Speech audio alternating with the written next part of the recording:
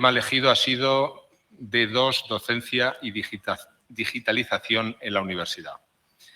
Paso a resumir muy rápidamente la trayectoria de Ángel Cabrera. Digo rápidamente porque es muy extensa y tiene un currículum asombroso. Ángel Cabrera es español, nacido en Madrid, estudió en la Escuela Técnica Superior de Ingenieros de Telecomunicación, Universidad Politécnica de Madrid, por aquí tenemos a algún compañero, donde obtuvo su titulación de ingeniero en telecomunicaciones. Continuó formándose, estudiando un máster en Psicología Cognitiva y realizó estudios de doctorado en el Instituto de Tecnología de Georgia. Ha sido docente desde 1998 y decano entre 2000 y 2004 en el IE Business School, nombrado presidente de Thunderbird School Global Management entre 2004 y 2012 y presidente de la Universidad George Mason en el estado de Virginia, Estados Unidos, en 2012. Hasta esa fecha es el único español que ha ocupado el cargo de director ejecutivo de una institución estadounidense de educación superior. Ángel Cabrera se convirtió en el 12º presidente del Georgia Institute of Technology el 1 de septiembre de 2019.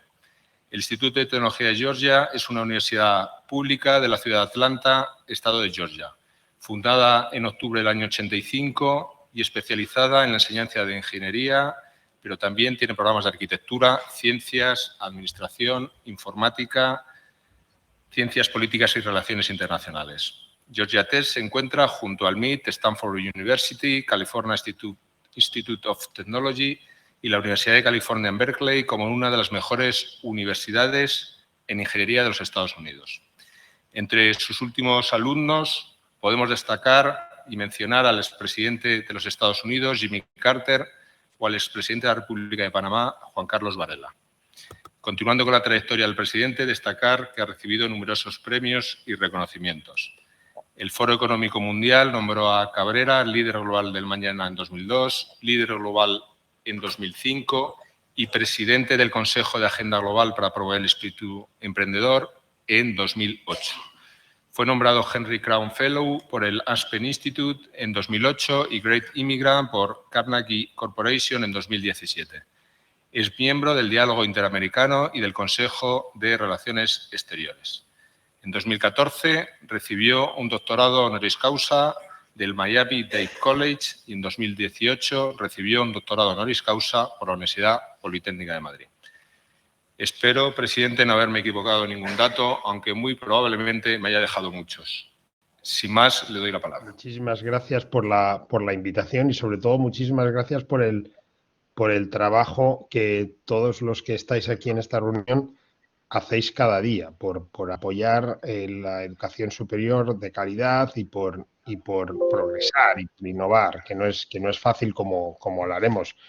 Yo creo que no creo que tenga ninguna idea revolucionaria, pero sí que espero por lo menos contribuir al diálogo y quizás, aunque tenemos muchas preguntas, más preguntas que respuestas, pero por lo menos ayudar quizás a formular esas preguntas de una manera más útil. Lo cierto es que yo creo que hemos pasado demasiado tiempo en las últimas 2 décadas haciéndonos preguntas equivocadas. Cuando digo nosotros, me refiero, digamos, a toda la comunidad académica en todo el mundo, ¿no? Hemos pasado 2 décadas un poco discutiendo si la tecnología es buena o mala, si la tecnología va a destruir a las universidades y debemos defendernos en contra de ella, en lugar de habernos hecho la pregunta mucho más útil y más interesante, que es cómo utilizar todas las oportunidades que nos abren las tecnologías para hacer lo que hacemos y hacerlo mejor, para cumplir con nuestra misión que tenemos con la sociedad y hacerlo mejor. Nuestro objetivo no debe ser el preservar la universidad como se conoce. No hay ningún valor, digamos, intrínseco en conservar lo que hacemos como lo hacemos, sino en sí que conservar la misión, el tener muy claro cuál es la misión de lo que hacemos y pensar si las tecnologías que se van poniendo en nuestras manos nos ayudan a entregar esa misión de una manera más efectiva, ¿no?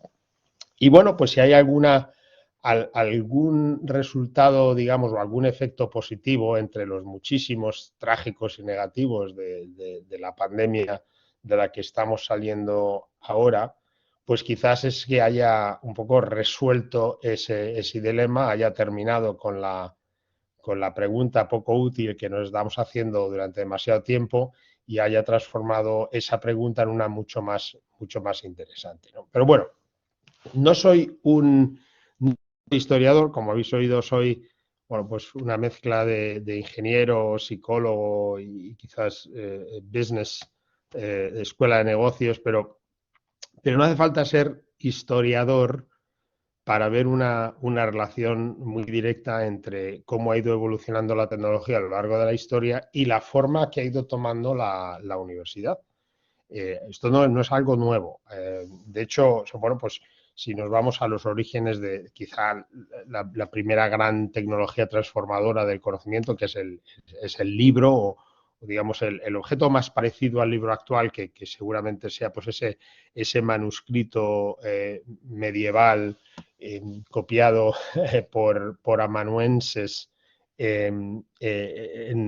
durante la Edad Media, pues a partir del siglo VI.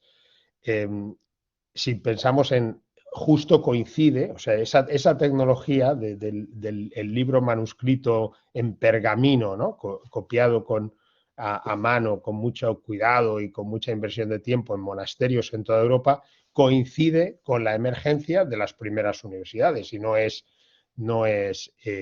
casualidad. De hecho, las primeras universidades son escuelas monásticas, son instituciones que surgen justo en los lugares donde esos libros originales se están copiando, ¿no?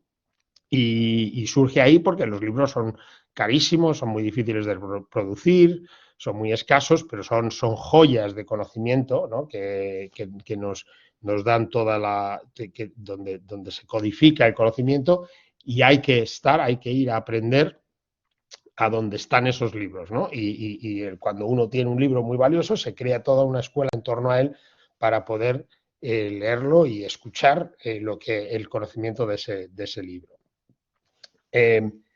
Aceleramos, de hecho, en esa época pues habría pues en toda Europa pues habría un par de docenas de universidades.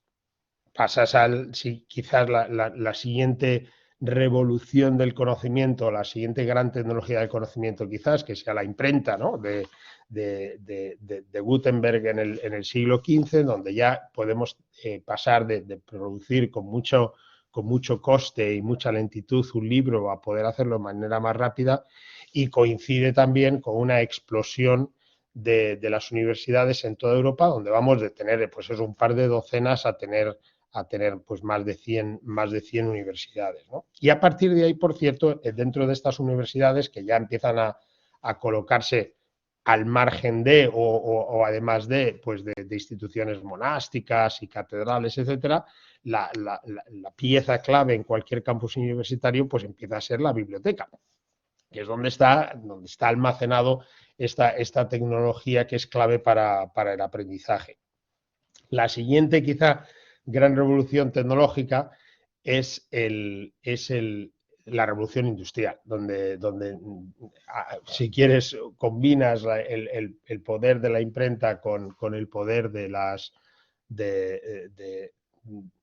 industria, de las nuevas máquinas, y donde de repente hay una explosión en el número de libros que se producen a nivel mundial, y hay una reducción drástica del coste del libro, y hay una explosión a la vez del número de universidades en todo el mundo. Entonces, durante la revolución industrial pasamos de tener pues pocos cientos de universidades a tener ya pocos miles de universidades en todo el mundo. También coincide con el establecimiento de Estados Unidos como país, con lo cual hay también una ola de nuevas universidades al otro lado del Atlántico, y empiezan a expandirse por el resto del mundo. Las universidades cambian, en cada una de estas revoluciones las universidades cambian.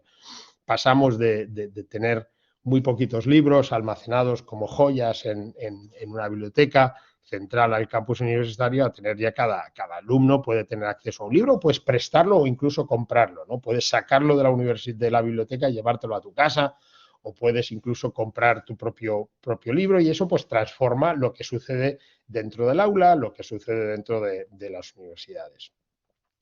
El siglo XX, obviamente, añade un montón de nuevas tecnologías que poquito a poco empiezan a entrar dentro de la universidad. Empezamos a poder grabar audio, a poder grabar vídeo, a poder traer fotografías al aula, a mostrar fotografías, a proyectar nuevos medios dentro del aula, que todo esto es una revolución también, que damos por hecho, pero digamos que no estamos tan lejos de esa revolución. Y luego en el siglo XXI, que es, digamos, la última revolución de la que todavía estamos un poco aprendiendo a utilizar, es cuando inventamos la Internet, que de alguna manera baja a coste marginal prácticamente cero el acceso a la información, acceso inmediato, acceso multimedia, acceso interactivo y a coste prácticamente cero. Una vez que la infraestructura se instala, a coste marginal prácticamente cero. Vamos a ver, el pensar que esta tecnología de alguna manera la vamos a tener al margen de la universidad, o que la universidad puede pretender que vamos a seguir haciendo lo que siempre hemos hecho de la misma manera, pues una posición bastante contraria a la realidad, y además bastante poco útil, ¿no? O sea, tenemos en nuestras manos una de las herramientas más potentes que nunca ha tenido la humanidad para codificar y distribuir conocimiento en cualquier medio de manera interactiva, ¿no? O sea, esto es lo que tenemos en nuestras manos es una herramienta, y durante los primeros 20 años de esta herramienta, si queremos desde más o menos aunque la Internet está a final del siglo XX, pero básicamente en las 2 primeras décadas del siglo XXI, pues las universidades hemos estado un poco pues defensivas, intentando convencer al mundo de que lo que hacíamos antes es lo mejor, etcétera.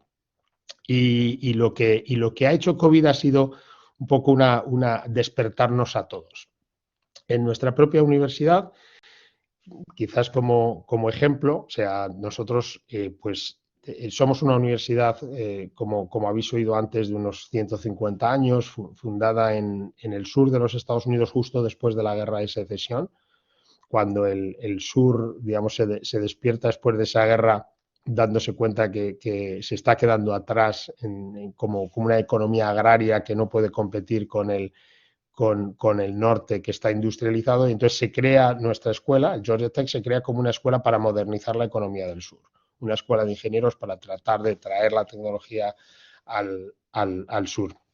Hemos sido siempre una universidad, pues lo que es una universidad tradicional, con un campus físico muy bonito, en el centro una universidad de una ciudad, Atlanta, que es una ciudad en continuo crecimiento, en continuo progreso, con una relación muy simbiótica entre ciudad y campus, una universidad en la que se convierte desde los años 30 a una universidad de investigación, y ahora mismo pues estamos entre las 20 universidades de investigación mayores de Estados Unidos, con presupuesto de investigación de 1.200 millones de contratos de investigación anual, con uno de los mejores en términos de, si quieres, de selectividad y calidad del alumno, con una demanda enorme, con un nivel del alumnado fantástico. Lo digo esto no solo como cuña publicitaria de Georgia Tech, sino para decir que, bueno, pues que Georgia Tech era pues hasta el siglo XX pues una universidad que todo le va bien, no tiene grandes presiones competitivas, no se enfrenta con ninguna cuestión existencial, nuestra investigación crece cada año, el prestigio crece, los alumnos crecen, en fin, es una universidad que no se encuentra con ningún tipo de amenaza existencial, y sin embargo, en el año, alrededor del año 2015, en medio de esta revolución de los MOOCs, un profesor, un decano de la Facultad de Informática en Georgia Tech, un tipo muy creativo y con una personalidad muy peculiar, tiene la gran idea, que muchos consideran una idea completamente loca de que Georgia Tech, mientras todo el mundo está hablando de los famosos y los dichosos MOOCs, que os acordaréis que entonces los MOOCs iban a destruir y a terminar con la universidad y todas estas cosas, el tipo este lo que propone es que vamos a crear una maestría enteramente online, enteramente basada en MOOCs y a una fracción del coste de la maestría tradicional. Es decir, si hacer el máster en informática en Georgia Tech, que los rankings lo colocan con una de las mejores opciones en el país, pues puede costar solo en matrícula, pues en torno a los $50.000 por año, solo en matrícula. Añade además todo el coste de vivir en Atlanta, de si uno trabajaba tener que dejar de ganar dinero, de trasladarse a Atlanta, de vivir en Atlanta durante un par de años. O sea, considerando esa inversión tan brutal que cualquier persona tendría que hacer para estudiar en Georgia Tech, la idea es que lo vamos a hacer totalmente online y a la 10ª parte del precio. De hecho se saca con una matrícula total para la maestría de unos $6.000 por toda la maestría. Y sé que estos números en España, pues incluso los $6.000 pueden parecer altos, pero a nivel del mercado norteamericano era prácticamente un regalo. Las reacciones, como os podéis imaginar, del profesorado entonces, el profesorado que no estaba directamente involucrado con este decano en el lanzamiento, pues fue de oposición total. Nos va a destrozar la marca, no se va a poder conseguir el mismo nivel de aprendizaje, el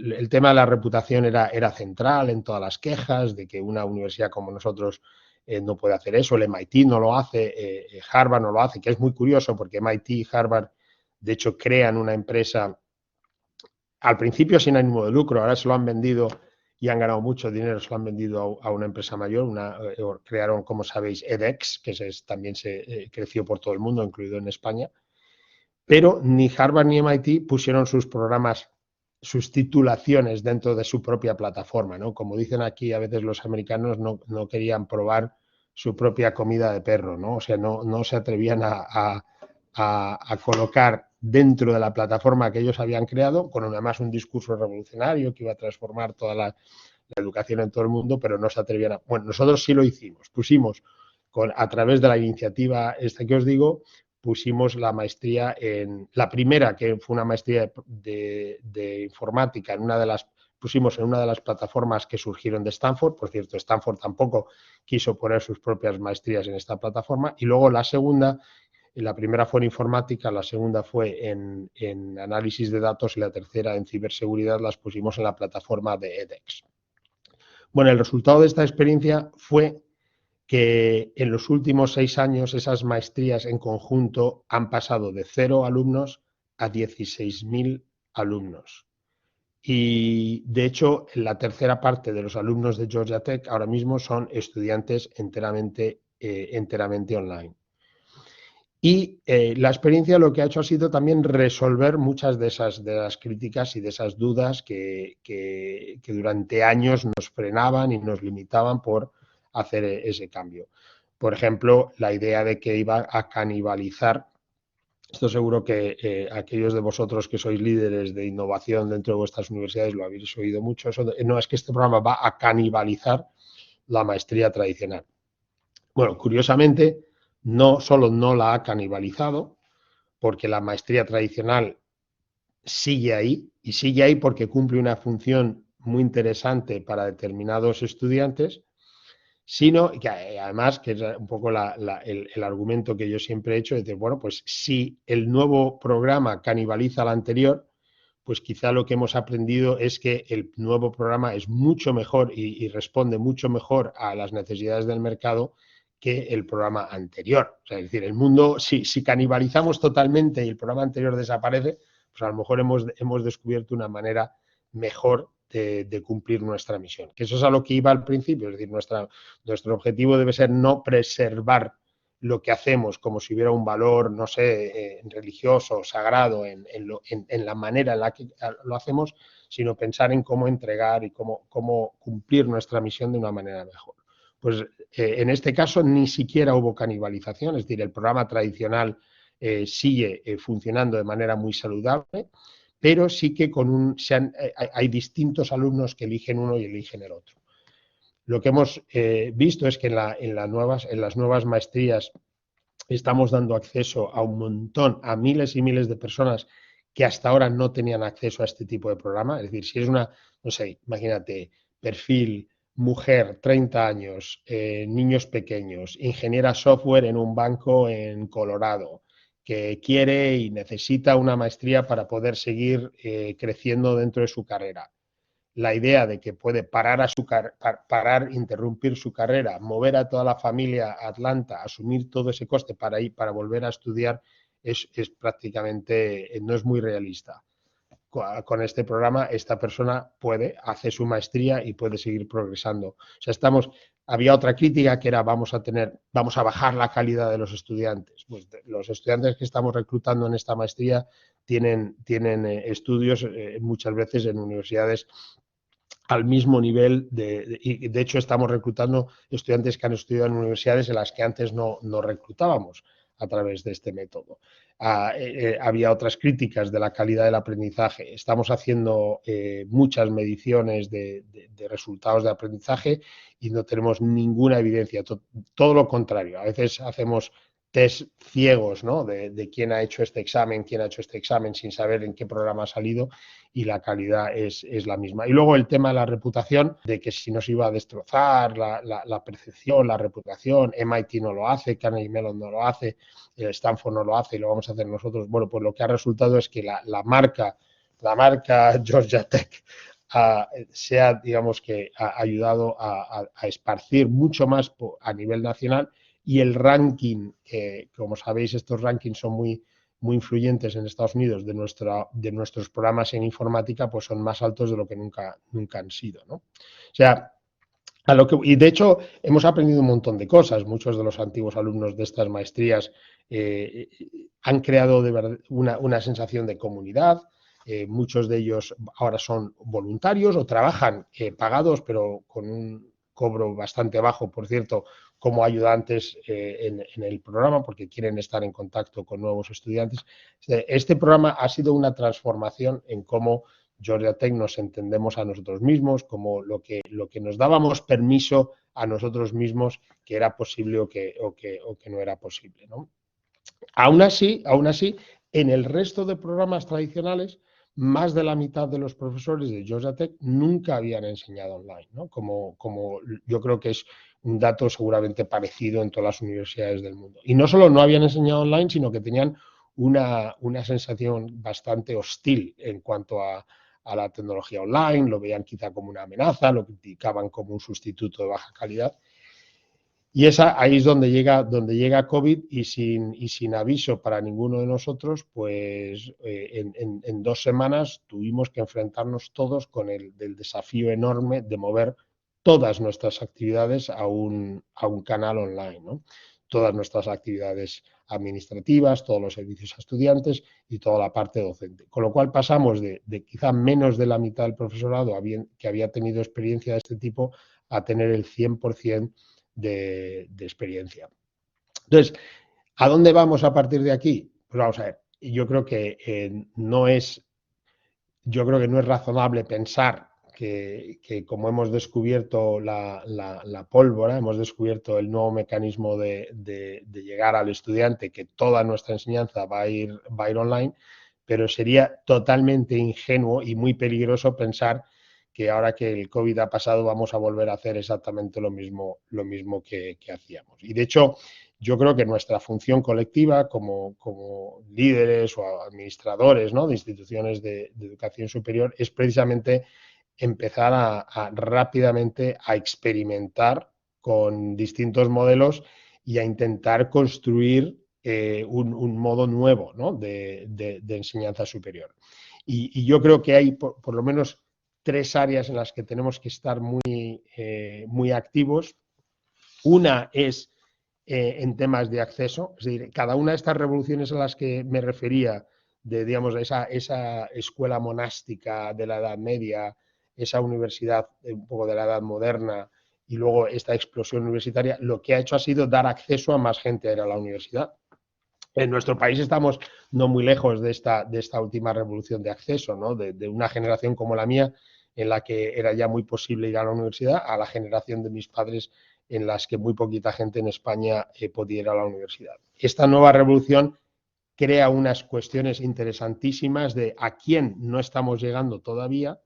En Estados Unidos, por ejemplo, hay unos 50 millones de personas que tienen algunos estudios universitarios pero nunca terminaron la carrera y que tienen familias y que tienen situaciones vitales que no les permite ir a una universidad tradicional y que por el medio de la tecnología sí pueden, ¿no? O sea, que una de las áreas muy interesantes es pensar a quién no hemos llegado aún, que las nuevas tecnologías nos permitan, por estilo de vida, por coste, por una combinación de factores, nos permita llegar, ¿no? Y cómo podemos continuar a abrir el círculo del acceso a la enseñanza universitaria. La otra área que tenemos que estudiar y que tenemos que experimentar todo lo posible es cómo seguir experimentando, cómo sucede el aprendizaje, ¿no? Y cómo la combinación de distintas herramientas nos puede ayudar a mejorar el aprendizaje. El campus físico no va a desaparecer. En nuestro caso, digamos, tenemos récord número de solicitudes y estamos creciendo mucho porque hay algo muy valioso que pasa en un campus universitario en cuanto a la madurez del alumno, en cuanto al desarrollo de habilidades sociales, de interacción con otros. Hay algo valiosísimo.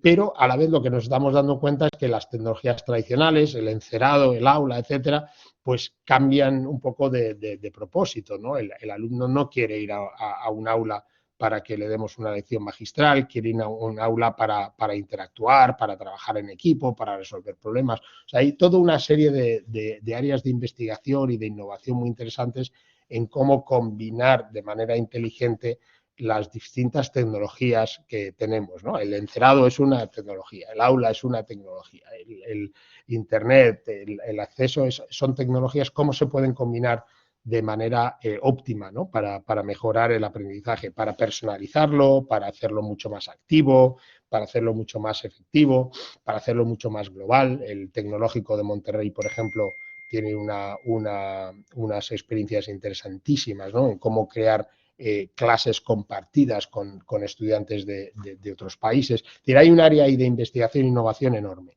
Y la tercera, que es la más dolorosa, pero no nos queda más remedio que acometerlo, es la propia estructura institucional, digamos, de las universidades, pues va a cambiar.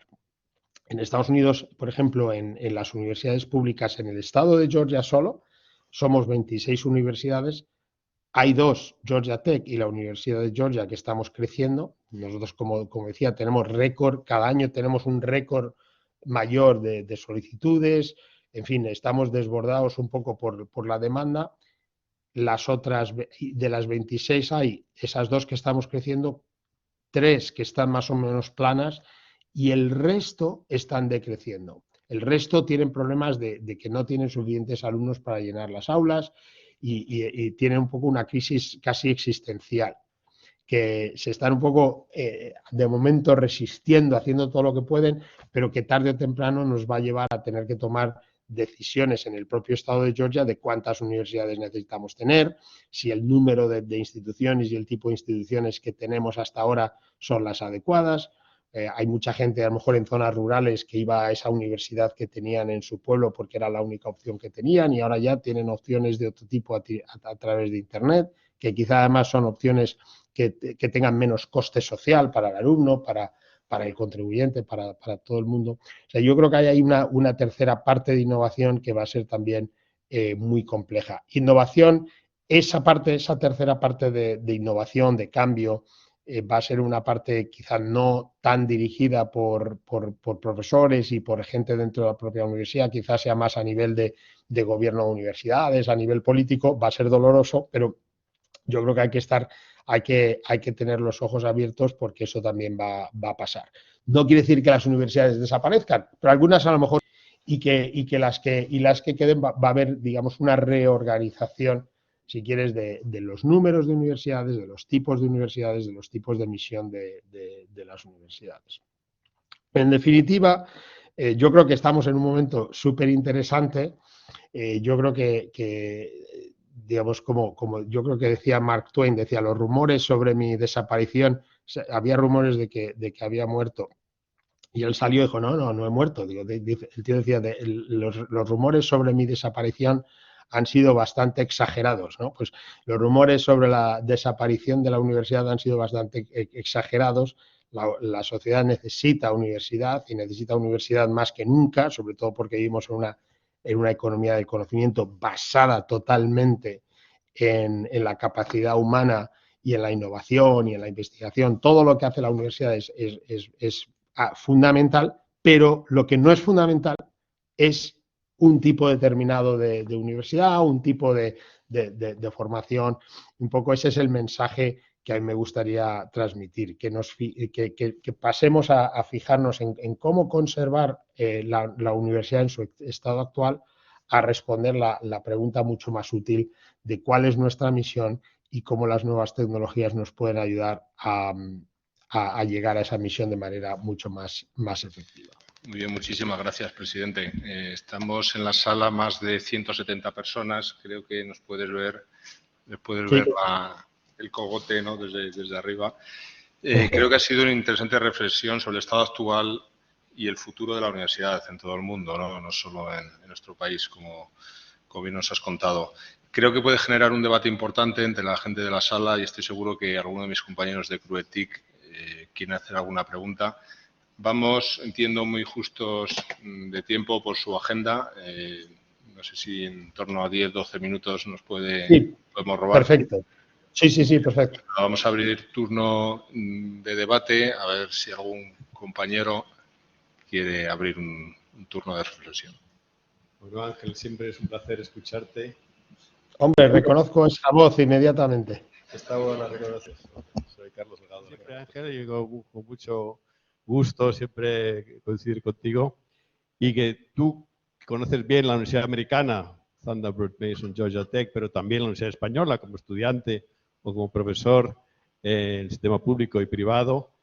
¿Qué recomendación darías de tu posición especial a las universidades españolas, ¿no? ¿Qué receta les dirías que no sea demasiado generalistas, pero y tampoco demasiado particular, sino cómo acometer este reto que tienen las universidades en relación con la transformación digital?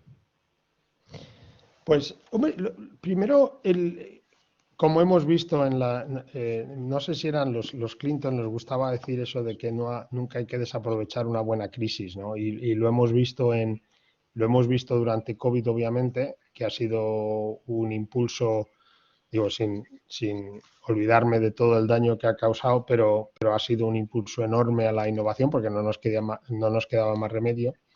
Yo creo que quizás es pensar en cuáles son las presiones particulares en las que se encuentra el sistema universitario español y tratar de convertir o tratar de mirar algunas de estas presiones en oportunidades, ¿no? O sea, sé que la curva demográfica no ha sido demasiado buena, con lo cual, bueno, pues las universidades se han tenido que plantear cómo responder a eso. En el caso de la Carlos III, por ejemplo, yo creo que habéis hecho una labor extraordinaria en recibiendo alumnos de todo el mundo, siendo un líder por ejemplo, ¿no?, en programas de Erasmus y en programas de otro tipo, con lo cual, de alguna manera, tampoco sé lo que motivó todo ese movimiento, pero de alguna manera, en el momento en el que la curva demográfica española no ayuda, pues no es una mala idea haber visto cómo poder servir en mercados de otro mundo, ¿no? O sea, pensar un poco en cómo las tendencias que nos están afectando pueden presentar oportunidad. También el tener, yo creo que una de las cosas que hemos aprendido aquí, a veces es importante crear tu propio, ¿no?, como la metáfora esta de los garajes en el Silicon Valley, ¿no?, donde toda una historia muy típica, ¿no?, de Google o Yahoo que empiezan en el garaje de una casa. El crear unidades así, digamos, de innovación, donde quizá crear espacios y darle más libertad para poder innovar. Es muy difícil innovar en instituciones pues con procedimientos tan antiguos y tan arraigados como en la universidad. Muchas veces somos nuestros peores enemigos. Como digo, fue casi casi un milagro el que estos programas en Georgia Tech sucedieran. Habría sido mucho más fácil que la presión de todo el profesorado hubiera terminado con esta innovación antes de que viera la luz. Pero en este caso, digamos, lo que ayudó fue el crear un espacio de innovación, el dar quizás aislar a los innovadores más alocados de la universidad y darles un espacio, de alguna manera, protegerlos de los mecanismos más tradicionales para que puedan llegar a soluciones innovadoras, ¿no? Si no, el temor que siempre tengo es que nuestros procedimientos, nuestras tradiciones, que son muy importantes por otro lado, pero son fatales a la hora de permitir la innovación. Entonces, siempre pensar en cada universidad cómo crear ese garaje, cómo crear ese espacio y aislarlo y protegerlo y dejar que vayan para adelante con la esperanza de que encuentren modelos nuevos que puedan ayudar al resto de la universidad. Bueno, presidente, yo creo que ha sido muy interesante su reflexión y haber podido contactar con usted en esta sesión. Y nada, agradecerle su tiempo y desearle mucho éxito y que pueda venir pronto a España. Ya está por aquí. Sí, siempre que puedo, siempre que puedo. Gracias a vosotros por la invitación y espero que tengáis una reunión muy productiva. Saludos desde Atlanta.